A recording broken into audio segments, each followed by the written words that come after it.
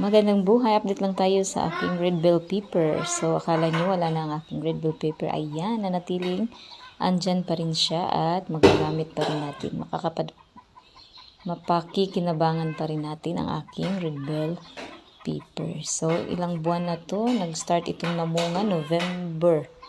So, until now, so ilang buwan na November, December, January, February, March, April, May.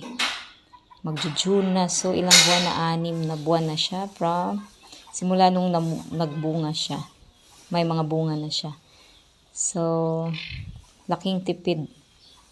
Laking tipid natin dito sa aking red bell pepper. So, kahit lumiliit na yung mga bunga niya, still magagamit pa rin natin.